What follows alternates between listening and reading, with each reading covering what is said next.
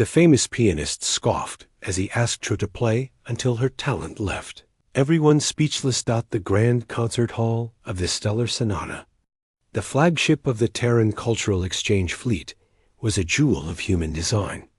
Its vaulted ceiling was a holographic masterpiece, currently displaying a slow, serene drift of nebular clouds in soft gold and violet.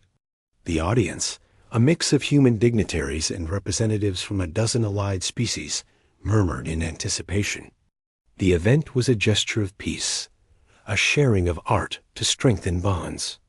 The centerpiece was a performance by the most celebrated pianist of Earth, a man whose name was synonymous with technical perfection and formidable icy brilliance.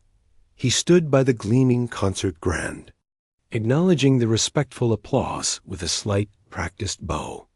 His expression was one of serene superiority. The first half of the program had been his alone complex Terran classics, delivered with impeccable, if somewhat soulless, precision. The audience had been impressed. The second half was to feature a musical dialogue, a piece composed for 4 hands. His partner, provided by the fleet's crew, was meant to be a symbolic gesture of collaboration. She stood in the shadow of the stage wing, a technician in simple gray duty fatigues. Her role was to maintain the piano's delicate calibration to the ship's artificial gravity. She was small, with hands that seemed better suited to manipulating wires and tuning pins than conjuring music. The pianist had not even looked at her during rehearsals, issuing his instructions through his assistant. His disdain was a quiet, cold thing the moment arrived. The conductor, a graceful woman from a low-gravity avian species, gestured to the wing. The technician walked onto the stage, her steps quiet on the polished floor. A faint, puzzled ripple went through the crowd. The contrast was stark. The pianist in his tailored black tuxedo, a statue of human artistic achievement, and this slight figure in her functional uniform.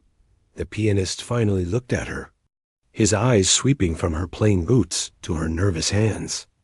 A barely perceptible smirk touched his lips. He addressed the audience, his voice amplified and smooth.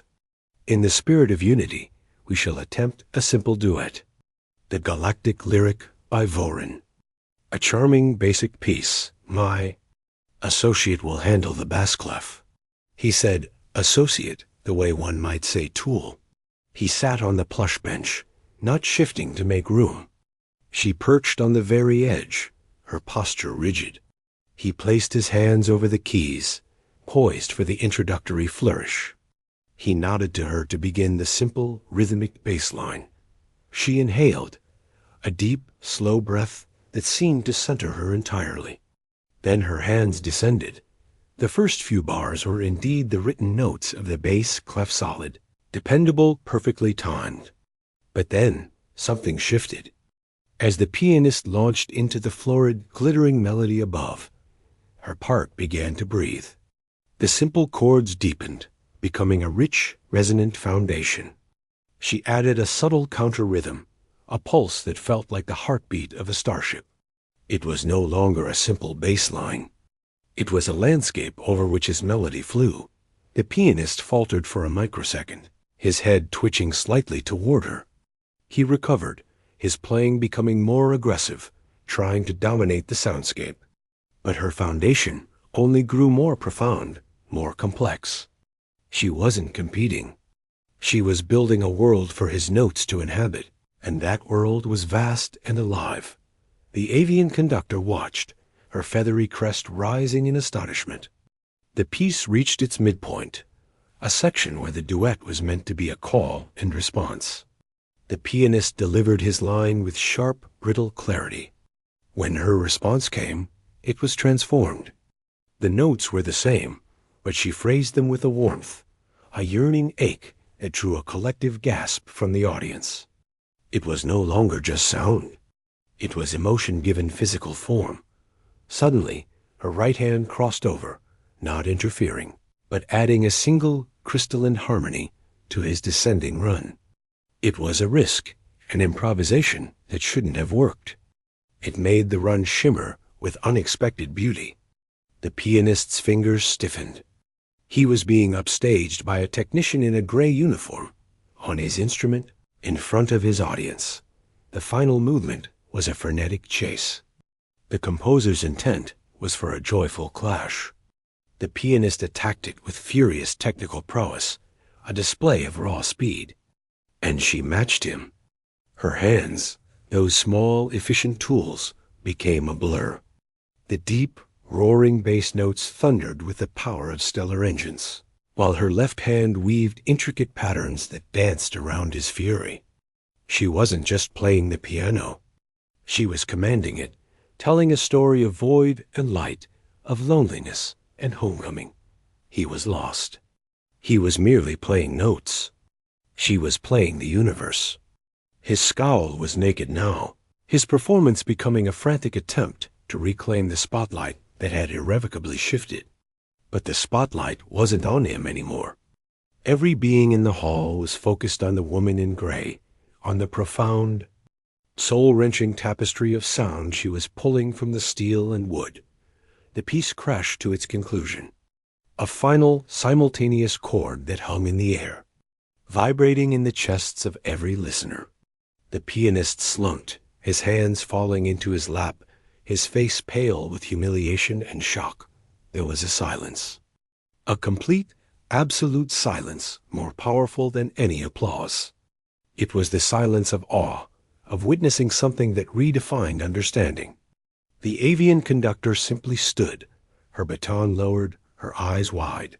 Then, from the back of the hall, a lone figure, a hulking mineral-based delegate from Reichel V, began to strike his rocky palms together. The sound was like boulders cracking. Another joined, then another. Within seconds, the hall erupted. It wasn't polite applause. It was a thunderous, roaring wave of pure acclaim. Flowers from the decor floated toward the stage, thrown by enthusiastic Kalahari with their tentacle-like limbs. Soft, luminous orbs of light, a sign of deep appreciation from the photonic beings of Signy, drifted from the ceiling. The technician sat still, breathing heavily, looking at the keyboard as if surprised by what it had just said. She finally stood, her face flushed. She offered a small, awkward bow. The pianist was a statue of shattered pride. The standing ovation was not for him. He stared at her, his earlier scoff now a grotesque memory. He had seen her only as a function, a part of the machine that served his art. He never considered that the machine itself the ship. The piano, the vast, humming darkness between stars, might have a song, and that she might be its voice dot as the cheers continued. The fleet captain, a grizzled veteran with eyes that had seen nebulas fade, stepped onto the stage. He ignored the famous pianist entirely.